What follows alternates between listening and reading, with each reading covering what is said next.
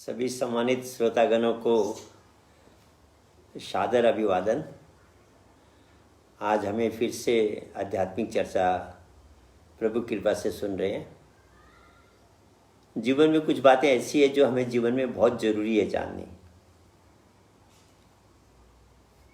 Specially जीवन को सही ढंग से जीने के लिए कौन सा रास्ता हमने अपनाना है।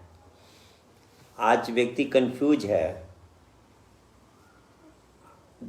लाख में 99,999 व्यक्ति कंफ्यूज है कि मुझे जीवन को कैसे जीना चाहिए। और ईश्वर के बारे में तो लोग बहुत ही कंफ्यूज है। पहली बात तो लोगों को यही डाउट है कि भगवान है कि नहीं है। आज एक सज्जन मेरे से पूछ रहे थे, बोले सर क्या वास्तव में भगवान है।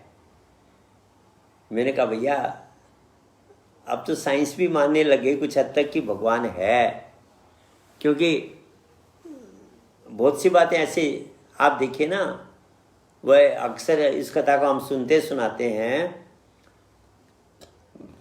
पहले के विज्ञान में अभी के विज्ञान में खैर काफ़ी अंतर आ गया है। जब से क्वांटम फिजिक्स आई है, मेटाफिजिक्स के बारे में लोग चर्चा करना शुरू कर दिए, तो अब लोगों को लगता है कि कोई शक्ति है जो मैनेज कर रही है। पहले के ज़माने में तो लोग जो बहुत ज़्यादा नास्तिक होते थे। आज से जब विज्ञान का डेवलपमेंट हो रहा था, एक पिता का पुत्र आस्तिक था, पिता नास्तिक था। अब पिता कहता था भगवान नाम की कोई चीज़ नहीं, तो पूछता था पिताजी ये संसार कैसे बना। बोले हीट मोशन एनर्जी से बन गया ये। हीट पैदा हुई, एनर्जी थी, मोशन थी, सारा बन बना के बन गया संसार, अपने आप बन गया। बोला अपने आप इतना बड़ा संसार इतना बढ़िया बन गया। बोला हाँ बन गया। अब पिता को कैसे समझाएं। उसने क्या किया, एक दिन बाजार से रंग लाया, पेपर लाया, बहुत अच्छी ब्रश से बहुत अच्छी ड्राइंग की। वो ड्राइंग जानता था लड़का, और एक फ्रेम में फिट करके पिताजी के ड्राइंग रूम में टांग दी। पिताजी आए, देखा, अरे इतनी सुंदर ड्राइंग किसने बनाई भैया, कहाँ से आई, किसने लगाई यहाँ पर। बोला पिताजी अपने आप लग गई होगी। बोले क्या बोल रहा है तू। बोले और क्या, अपने आप कैसे लग सकती है। बोले कहीं से कागज़ उड़ के आए होंगे, कहीं से रंग उड़ के आया होगा, कहीं से ब्रूस आ गया होगा, और एनर्जी और मोशन से ये सारा इस पर नक्शा बन गया होगा। कहीं से हथौड़ी आ गई होगी और ये यहाँ पर टंग गया। पिता को आया गुस्सा, बोला डांटा, बोला तू मेरे साथ मजाक करता है, ये फ़ोटो अपने आप बन ही नहीं सकती, अपने आप लग ही नहीं सकती, ज़रूर इसको कोई बनाने वाला लगाने वाला होगा। लड़का कहता है पिताजी जब इतनी सी एक छोटी सी फ़ोटो को तैयार करने में तो एक बनाने वाले की ज़रूरत होती है, इतना सिस्टमेटिक संसार बना हुआ है। डीएनए को जब विज्ञान स्टडी कर रही है तो उसका आश्चर्य हो रहा है कि डीएनए का बना कैसे। ब्रेन को जब स्टडी करते हैं तो आश्चर्य लगता है कि ये ब्रेन इतना कॉम्प्लिकेटेड, ब्रेन इतना कंप्यूटर बना कैसे। तो अगर कोई बनाने वाला ना हो तो कैसे बन जाएगा सज्जनों। तो जब एक छोटी सी ड्राइंग को बनाने वाले की जरूरत होती है तो इतनी बड़ी ड्राइंग को बनाने वाला हमेशा होगा। है सज्जनों, भगवान है। आप खाना खा रहे और कहते जी मैं रसोइयों को नहीं मानता, ये कैसे हो सकता है। एक व्यक्ति महाराज जी से कहने लगा कि मैं नहीं मानता। बोले भैया ठीक है, भगवान को नहीं मानते, अपने आप को मानते हो। पहले तो हाँ बोला, फिर बोला नहीं मैं अपने को भी नहीं मानता। बोला तुम एग्जिस्ट कर रहे हो नहीं मानते। बोला नहीं मानता। उसके हाथ में जोर से दबाया, दर्द हुआ। बोले दर्द किसको हुआ। बोला मुझे हुआ। बोला तो तुम मानते रहे हो कि तुम हो। और सज्जनों यही बात स्वामी राम तीर्थ के साथ हुई। टिहरी का राजा कहा कि भगवान है तो, भगवान अगर है तो उसका अनुभव क्यों नहीं होता, इसका मतलब भगवान नहीं है। बोले है भगवान, पर उसका अनुभव नहीं होने का कारण है, निराकार है वह।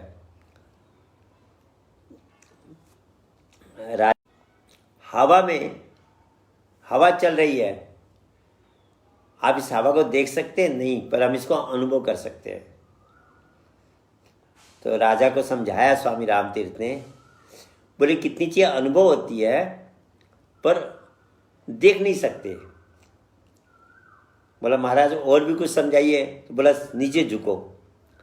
स्वामी राम ने एक जोर से मुक्का मारा, राजा को दर्द हुआ।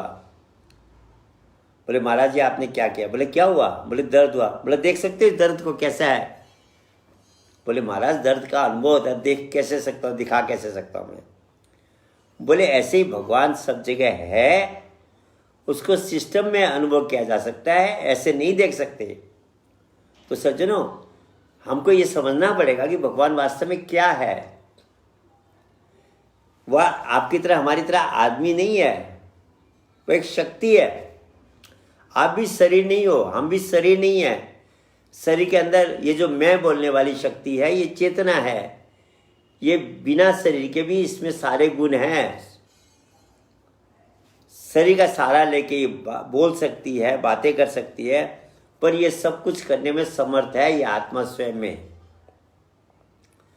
वह शक्ति जो है, भगवान नाम की जो शक्ति, वह भी वैसी है। वह एक शक्ति के रूप में है जिसको हम दिव्य नेत्र के द्वारा देख सकते हैं और मन के द्वारा उसके नाम का अनुभव कर सकते हैं।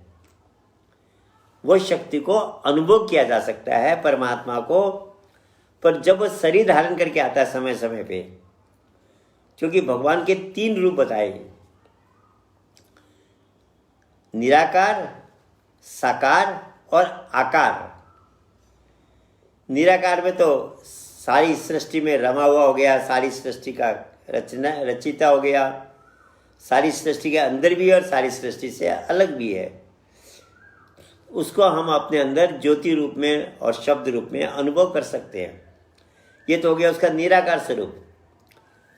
पर जब जनता उसको नहीं पहचान पाती है, दुनिया उससे बेपरवाह हो जाती है, उसको भूल जाती है, धर्म की ग्लानि हो जाती है, पाप बढ़ने लगता है, तो वह शरीर धारण करके भी आता है।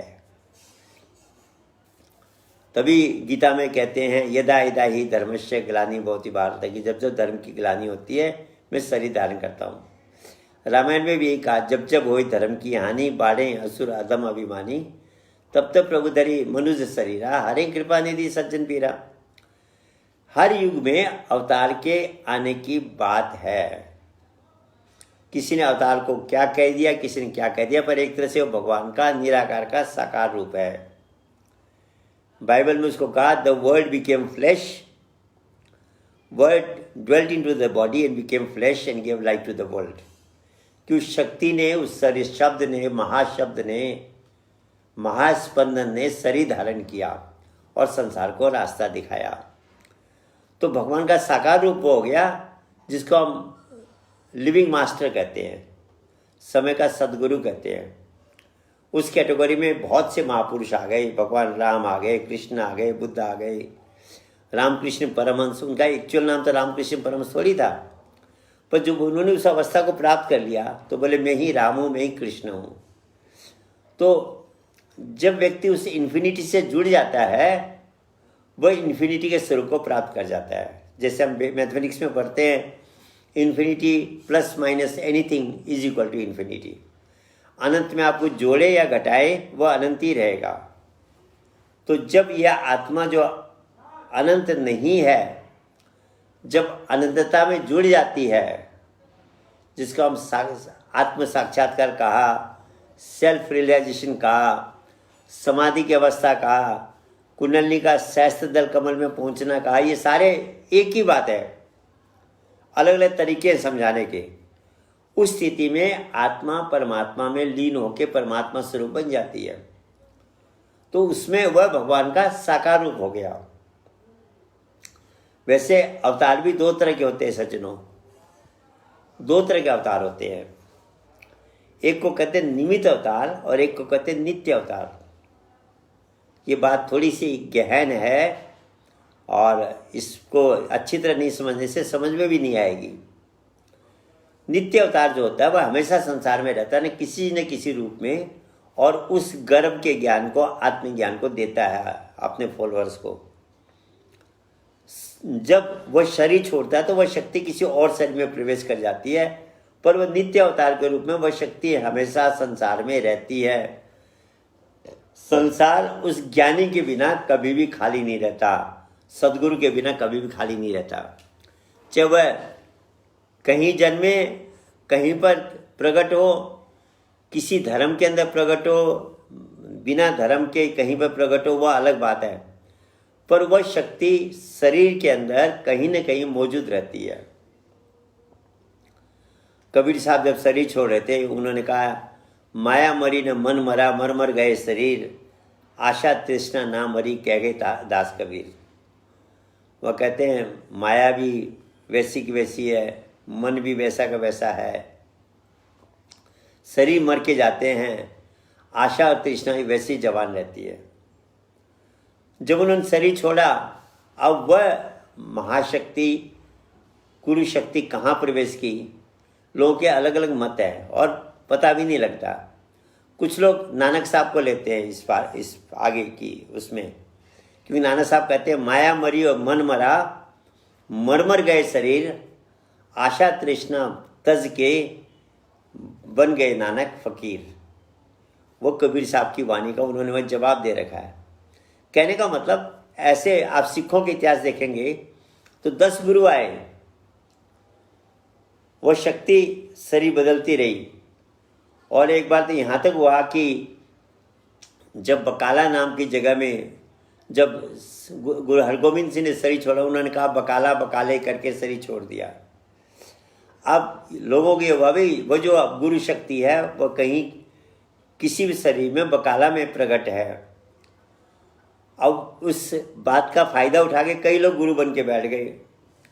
अब सिखों के अंदर कन्फ्यूजन हो गया, जो उनकी पंथ के लोग थे, जो गुरु महाराज को मानने वाले थे, कि 50 गुरु बन के बैठे, इसमें असली कौन सा है कैसे पता लगे। किसी के साथ 100 जुड़ गए, किसी के साथ 200 जुड़ गए, किसी के साथ 500 जुड़ गए। एक व्यापारी जहाज में अपना पहले पानी जहाज से लोग सामान लाते, मेरी ये बचा दो जहाज में, अब जो भी दिया हो 100 असरफी मान लो सोने की, आपके चरणों में रखूंगा, 200 असरफी आपके चरणों में रखूंगा। और उसने ये जब संकल्प किया, ये प्रार्थना की, उसकी जहाज बच गई। आने के बाद उसने देखा भी 200 असरफी मैंने गुरु महाराज के चरणों में चढ़ानी है, मेरा ये वाकल था, मैंने प्रॉमिस किया था। पता लगाया तो बोले गुरु महाराज जी शरीर छोड़ गए, और अब जो नई शक्ति बकाला में आई है, पर बकाला में 50 गुरु बने हुए हैं। अब सबको 200-200 अगर चढ़ाए तो उसकी तो संपत्ति खत्म हो जाएगी। वो सोचने लगा करूं तो क्या करूं, इसमें असली कौन सा कैसे पता लगाऊं। उसने एक सरल तरीका निकाला, क्यों जो असली गुरु होता है वह अंतर्यामी होता है, वह आपके मन को रीड कर लेता है, ये सच बात है। तो खैर इतना ही गुण नहीं होता, वह आपकी तेसरा नेत्र खोलकर आपको अपने अंदर उस भर्गो ज्योति का दर्शन भी कराएगा, जैसे भगवान कृष्ण ने अर्जुन को कराया था। क्योंकि हड़बड़ी में हम किसी को मान लीजिए ये पूर्ण गुरु है, तो सज्जना आज के ज़माने में खतरे की घंटी है ये। तो खैर वह हर एक गुरु के पास गया, 2-2 सोने के असरफी रखे, प्रणाम करे। अब सोने के असरफी रख रहा है, गुरु लोग इतना बड़ा बड़ा आशीर्वाद और बड़ा बड़ा प्रसाद दे, भर के प्रसाद दे, और बाहर आए कहे ये तो नकली है। दूसरे गुरु के पास गया, ऐसे सब जगह होता गया, बस निकलता गया, कहता गया नकली है, ये भी नकली है, ये भी नकली है, ये भी नकली है। पूछा भाई कोई बचा है? बोले भैया सब हो गए। बोले अरे कोई बचाओ। बोला हाँ वो जो तेगा था ना, अरे वो झाड़ू वगैरह लगाता था, सेवा करता था, वो भी गुरु बन के बैठा हुआ है, पर उसके साथ कोई नहीं, एक बुढ़िया है खाली। वह पता नहीं क्यों बैठ गया, उसका क्या कुछ जानता नहीं और नहीं करके कमेंट्स करना शुरू कर दिया। उसने कहा भैया जब सब जगह गया तो वहाँ भी जो आता हूँ। वहाँ भी गया, बुढ़िया से कहा कि मैं गुरु महाराज के दर्शन करना चाहता हूँ। उसने अंदर खबर दी, बोला भेज दो। अंदर गया तो उसने तो वही 2 असरफी रखनी थी, रखी। रख करके जो ही बाहर आने लगा, गुरु महाराज कहने लगे, अरे भैया झूठी प्रॉमिस नहीं करनी चाहिए, तो प्रॉमिस 200 की कर रहा है, चढ़ा दो रहा है, ये अच्छी आदत नहीं है। प्रॉमिस 2 की करता, क्या फर्क पड़ता था? तेरे जहाज को बचाने में मेरे कितनी मेहनत पड़ी पता है तेरे को? वो तो कांप गया, उसके रोंगटे खड़े हो गए। बोला गुरु महाराज जी मैं आपको ही ढूंढ रहा था। 200 क्या है, सारी संपत्ति आपके लिए अगर आप आदेश करें तो, क्योंकि आपके लिए तो मैंने समर्पण कर रखा आपके चरणों में, मैं आप ही को ढूंढ रहा था। उसके बाद कहते हैं वो छत पे चढ़ा, उसने हल्ला किया, बाकी सब गुरु खत्म हुए, वो गुरु तेग बहादुर करके फेमस हुए। तो कहने का मतलब वो शक्ति हमेशा किसी न किसी शरीर में रहती है, और उस शरीर की पहचान ये है कि एक तो अंतर्यामी होगा, दूसरा आपको अपने अंदर प्रभु का, भगवान का दर्शन प्रैक्टिकल कराएगा। उसको कहा है नित्य अवतार। पर सज्जनों, समय समय पे एक वो भी आता है, निमित्त अवतार भी आता है। वह स्पेशल अवतार है। इन अवतारों से अलग है वह अवतार। वह स्पेशल पावर लेकर स्पेशली आता है, एक प्रोजेक्ट लेकर के। उसको कहा गया निमित्त अवतार। मतलब एक प्रोजेक्ट लेके आया, उस काम के लिए आया, काम करके चला जाएगा। वह युग में एक बार आता है। उसके लिए कहा गया यदा यदा ही धर्मस्य ग्लानि भवति भारत अभिथानम धर्मस्य तदात्मानं सजाम्यहम् परित्राणाय साधूनां विनाशाय च दुष्कृतां धर्म संस्थापनार्थाय संभवामि युगे युगे। वो जो अवतार है वह स्पेशली आता है धर्म की स्थापना करने के लिए।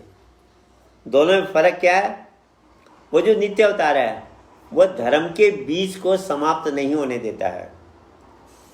आत्मज्ञान के बीज को समाप्त नहीं होने देगा। चाहे 100 शिष्य रहे, 1000 रहे, 10,000 रहे, वह रहेंगे। आत्मज्ञानी शिष्य उसके टाइम में रहेंगे। वह ज्ञान को लुप्त नहीं होने देगा। नित्य अवतार इस आत्मज्ञान का, गर्भ ज्ञान कहिए, ब्रह्म ज्ञान कहिए, इसका प्रचार करता रहेगा और लोगों को वह अनुभूति कराता रहेगा। पर जब निमित्त अवतार आता है वो दोनों काम करता है। ज्ञान भी देगा, धर्म की रक्षा भी करेगा, दुष्टों का नाश भी करेगा। आप भगवान विष्णु का समय की, भगवान विष्णु की लीलाएं देख लीजिए। कितने दुष्टों का उन्होंने वध किया। भगवान राम के समय का आप देखें तो भगवान राम ने यहाँ तक कि जो दुष्ट लोगों का अड्डा था, क्योंकि महापुरुष अड्डे पे जाके, आप जहाँ गंदगी है आप दूर से गंदगी साफ नहीं कर सकते, आपको गंदगी के अंदर जाके साफ करना पड़ेगा, उनके अड्डे पे जाना पड़ेगा। तो भगवान राम जो अड्डा था राक्षसों का, लंका, वहाँ जाकर उन्होंने राक्षसों को समाप्त किया और धर्म की रक्षा की, सज्जनों की रक्षा की और धर्म की स्थापना की। आकर के राजसूय यज्ञ भी किया। ऐसे ही त्रेता में राम आए, वह निमित्त अवतार थे। भगवान विष्णु निमित्त अवतार थे। द्वापर में भगवान कृष्ण आए, उन्होंने भी अपने समय में डायरेक्ट नहीं मारा, थ्रू पांडव, गलत लोगों का, नेगेटिव फोर्सेस का को समाप्त किया उन्होंने। और अपने समय में क्योंकि दुष्टता की मात्रा ज़्यादा थी तो उनको अपनी ज़्यादा कला प्रदर्शित करनी पड़ी। भगवान राम के समय में 12, ये नहीं कि किसी महापुरुष में कम कला होती है, किसी में ज़्यादा होती है, ज़रूरत के हिसाब से अपनी कला प्रकट करता है। तो भगवान राम का 12 कला से काम चल गया, भगवान कृष्ण को 16 कला सामने लानी पड़ी और उन्होंने धर्म की स्थापना की। बाद में राजसूय यज्ञ भी करवाया और सारे विश्व में धर्म की पताका फहराई। ये होता है निमित्त अवतार। वह प्रोजेक्ट लेके आता है, प्रोजेक्ट पूरा करके चला जाता है। उसका इतिहास गुरुओं से थोड़ा अलग टाइप से होता है, क्योंकि वो इस विशेष पावर लेके आता है। वह जैसे अगर आप गाड़ी का उदाहरण दें, गाड़ी में आपके खराबियां हुई, आप रिपेयर कराते रहते हैं, गाड़ी मैकेनिक को दी, थोड़ा कभी गियरबॉक्स बदला, कभी कुछ बदला, आप रिपेयर कराते रहते। पर जब इंजन पूरी तरह बैठ जाता है, अब गाड़ी चलने लायक नहीं रहती, तब आप उस गाड़ी को मैकेनिक को सौंपते हैं कि भैया अब इसका पूरा इंजन फिर से बांध दो, नया बना दो। तो जब इंजन को फिर से बांध के गाड़ी को रेडी करता है तो गाड़ी नई जैसी हो जाती है, इंजन नए जैसा होता है। उसको हम कहते हैं ओवरहॉलिंग। वो पूरी गाड़ी हम गाड़ी को देते हैं, वो एक एक पार्ट्स को सबको ओवरहॉल करके इंजन भी बना के पूरी गाड़ी को नई जैसी बना देता है। इसको कहते हैं ओवरहॉलिंग अंग्रेजी में। ऐसे जब युग ज़्यादा खराब होता है तो उसकी ओवरहॉलिंग के लिए महापुरुष आता है और वह आकर के पूरे युग को ठीक बनाता है। तो त्रेता में भगवान राम ने ये काम किया, द्वापर में भगवान कृष्ण ने किया, कलयुग में भी कहते हैं कल की अवतार आएगा और इसी काम को वह करेगा। और सज्जनों, शायद वह आ भी चुका हो, हम पहचान नहीं पा रहे हो, क्योंकि जब भी अवतार आता है वो कुछ इस तरह से बिहेव करता है कि सब लोग उसको पहचान ना पाए, नहीं लोग परेशान कर देंगे। अगर सबको पता लग जाए कि अवतार है, कोई कहेगा मेरा रोग ठीक कर दो, कोई कहेगा मेरे को बेटा दे दो, कोई कहेगा धन दे दो। अब दे तो मुश्किल, ना दे तो मुश्किल, क्यों कर्म का सिद्धांत है, ये सृष्टि बनाई गई है। कर्म प्रधान विश्व रचि राखा, जो जस करे ही सो तस फल चाखा। अब उसके भाग्य में लिखा नहीं है, वो जब बहुत जबरदस्ती मांगेगा, अपना दो, कहेगा कैसा अवतार है। तो थोड़ा छिपके रहता है, वह सबको अपना परिचय नहीं देता।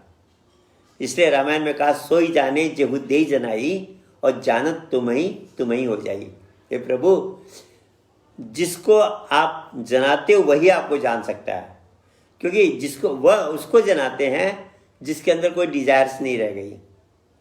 पहचानने के बाद भी, जानने के बाद भी कभी कोई डिमांड नहीं रखता है, बस प्रेम करता है। हनुमान ने कब भगवान राम के सामने डिमांड रखी? नहीं रखी सज्जनों। सेवा की, भक्ति की, प्रचार किया, आनंद लिया। तो जो भक्त जिसमें कोई स्वार्थ नहीं होता है, कोई अपना परिचय करा देता है, क्योंकि उसको परिचय कराने में उसको दिक्कत नहीं है, वो उसको अपना परिचय करा देता है कि वह निस्वार्थ है। तो अगर इस युग में भी आ रखा होगा, और आज का युग क्या है, आज के राक्षस कहाँ हैं सज्जनों? एक कहने लगा, बोला त्रेता में तो राक्षस लंका में थे, द्वापर में दुष्ट लोग हस्तिनापुर में थे, आज के राक्षस कहाँ है? तो एक जब ने जवाब दिया, बोला आज के सारे राक्षस राजनीति में है। जितने बदमाश, दुष्ट है, अपराधी है, वो सब राजनीति में प्रवेश कर रखा है, क्योंकि उनको वहाँ संरक्षण मिल जाता है। तो आजकल के दुष्टों का, नेगेटिव फोर्सेस का अड्डा कहाँ है? राजनीति है। तो मेरे कहने का मतलब, हर युग में निमित्त अवतार आता है और वह अवतार स्पेशल होता है, उसमें विचित्र गुण होते हैं, उसके कारनामे विचित्र होते हैं, पर पहचान वही पाता है जिस पे उसकी कृपा होती है। जो निस्वार्थ भक्ति करता है उसको धीरे धीरे वह अपनी पहचान कराता है। एक कहने लगा कि हम सबको क्यों नहीं पहचान कराता? अगर आप भगवान कृष्ण का इतिहास देखेंगे, भगवान कृष्ण ने अनेक लीलाएं दिखाई, पर किन्ने देखी? भक्तों ने देखी और लिखी। अगर दुर्योधन और कौरव पार्टी ने देखा हुआ होता तो वह युद्ध ही नहीं होता। तो महात्मा जी कहने लगे आज के युग में भी वैसा ही है।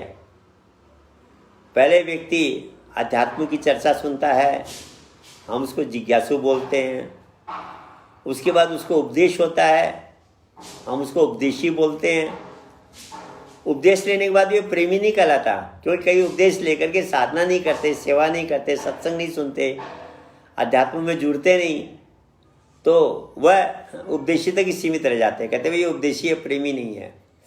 पर जो आगे बढ़ता है, सत्संग से प्रेम करता है, सेवा करता है, भजन साधन करता है, जुड़ा रहता है, तो कहते हैं उसका एक प्रमोशन हो गया, जिज्ञासु से उपदेशी बना, उपदेशी से प्रेमी बना। उसके बाद जब सेवा में और आगे बढ़ता है तो उसको कहते हैं सेवक हो गया। और जब निस्वार्थ भाव से सेवा करता है तो एक दिन वह भक्त की श्रेणी को प्राप्त करता है। और जो अवतार होता है वो भक्त को अपना परिचय कराता है कि देख मैं आ गया हूँ। फिर दोनों का कॉम्बिनेशन रहता है और दोनों आनंद लेते हैं। मैं तो कई बार ऐसा भी महसूस होता है सज्जनों मुझे कि भगवान दुनिया के लिए आता ही नहीं है, भक्तों के लिए आता है।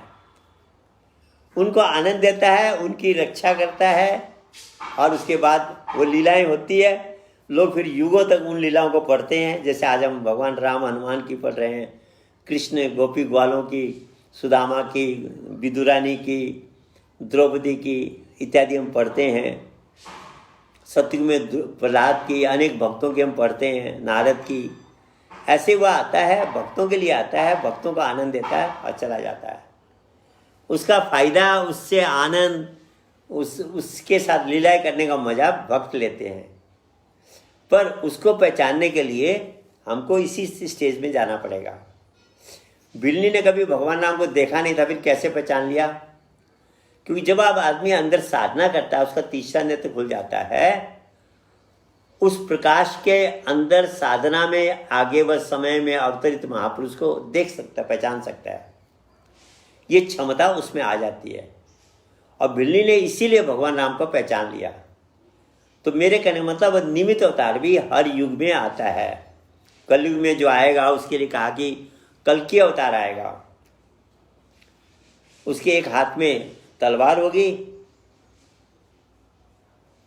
घोड़े पे सवार होगा और हाथ में तलवार होगी। सज्जनों, कई लोग सोचते हैं घोड़े का मतलब एक सब घोड़े पे ही आएगा। घोड़े पे तो कोई भी चढ़ सकता है, वह सांकेतिक है। और तलवार और घोड़ा सांकेतिक है। घोड़ा का मतलब आप देखिए, आप अगर बिजली ये जनरेटर कितने पावर का है तो आप क्या कहते हैं? Horse power. घोड़े को पावर से डिनोट किया गया, पावर को घोड़े से डिनोट किया गया है। तो हॉर्स का मतलब पावर है, तलवार का मतलब ज्ञान है जो अज्ञान को काटती है। तो कहते जो कल्कि अवतार होगा उसके जीवन में ज्ञान का और शक्ति का समन्वय होगा। वो नॉलेज और पावर के कॉम्बिनेशन से युग परिवर्तन करेगा, समाज में धर्म की स्थापना करेगा। बुद्धिस्ट लोग कहते हैं कि बुद्ध ने कहा है मेरे बाद जो बुद्ध आएगा वो मैत्री बुद्ध आएगा। कलयुग में जो बुद्ध आएगा वो मैत्री बुद्ध आएगा, मतलब मित्रता की। वह हमारे अंदर हमें निराकार का दर्शन कराने की क्षमता रखता है, तीसरा नेत्र खोलने की क्षमता रखता है, अंदर उस प्रकाश स्वरूप को दिखाने की क्षमता रखता है। अंदर वो जो परमात्मा का भाषा से परे का अव्यक्त नाम है अक्षर ब्रह्म का अनुभव कराने की क्षमता रखता है। जो गर्भ में हमने साधना की थी उसको फिर से दोबारा सिखाने की क्षमता रखता है। वह सारे शास्त्रों का रहस्य हमारे सामने खोल के रख देगा। ये सारी क्षमताएं उस सगुण महापुरुष में होती है। इसलिए गुरु बनाने से पहले, महापुरुष को मानने से पहले आंख बंद करके नहीं मानना है, ये गुण देखने हैं। और ये भगवान का साकार रूप हो गया और मंदिर में उसका आकार है, केवल फोटो है। तो सज्जनों, फोटो तो केवल याद करने के लिए, श्रद्धा के लिए है। स्वामी विवेकानंद को एक राजा कहने लगा मैं फोटो को नहीं मानता। लोग पता नहीं हिंदू लोग क्या फोटो पूछते हैं। था तो हिंदू भी, वह भी फोटो भी महत्व रखती है। विवेकानंद जी का बोला कैसे महत्व रखती है? राजा के पिताजी की फोटो लगी हुई थी उनके कमरे में। विवेकानंद जी का फोटो कोई महत्व नहीं रखती? बोला नहीं रखती। तो बोला इस पे जरा थूको जरा। राजन का स्वामी जी आप क्या बोल रहे हैं? मैं अपने पिताजी की फोटो पे थूकूं? बोले क्या? तो फोटो तो है। बोले आप कैसी बात कर रहे हो? बोले हाँ, इसी तरह भगवान की फोटो रखी गई है श्रद्धा के लिए, यादगारी के लिए, उनकी लीला चरित्र की समझना करने के लिए और उनके सिद्धांतों पे चलने की प्रेरणा लेने के लिए। तो सज्जनों, उसलिए मंदिर बनाए गए थे। पर मंदिर तक सीमित नहीं रहना है। मन के अंदर जो मंदिर है उसमें प्रवेश करना है। उसका रास्ता आपको अध्यात्म से मिलेगा। और हमारा ये जो 13 दिन का कार्यक्रम था मेन नो दाई सेल्फ, ये सीरीज आज समाप्त हो रही है। इसलिए मैं आधी मिनट 1 मिनट ज़्यादा ले रहा हूँ आप लोगों की। अब कल से सब्जेक्ट वाइज हमारे प्रोग्राम चलेंगे। अब कभी मन पे चलेगा, कभी ब्रेन पे चलेगा, एक एक विषय पे चलेंगे। वह विषय पे 1 दिन 2 दिन 3 दिन लगातार भी चल सकते हैं।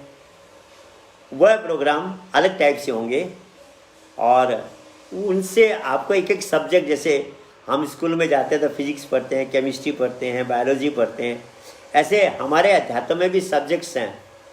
कई सब्जेक्ट्स बहुत ज़रूरी हैं, जैसे हमारा मस्तिष्क हो गया, हमारा मन हो गया, मानव शरीर हो गया, भगवान का नाम हो गया, भगवान का रूप हो गया, सद्गुरु की पहचान हो गई। इस तरह से ऐसे कई सब्जेक्ट्स हैं जिनको हमको पूरी तरह समझना बहुत ज़रूरी है। तो उन सब्जेक्ट्स पे एक एक करके हम लोग चर्चा करेंगे। कल से कार्यक्रम हमारे ये मैन नो थायसेल्फ सीरीज आज 13वीं दिन है और 13 का अपने आप में भी बहुत बड़ा मतलब है। नानक साहब 1 2 3 करते जब 13 गिनती आई तो 13 ही 13 करके सारा बांट दिया कि प्रभु सब कुछ तेरा है, मेरा कुछ भी नहीं है। तो विदेशी लोग 13 को अशुभ मानते हैं और भगत लोग 13 को सबसे शुभ मानते हैं। तो 13 पे ये हमारा एपिसोड समाप्त हो रहा है। हिंदी का भी अंग्रेजी का भी आज शाम को समाप्त हो जाएगा।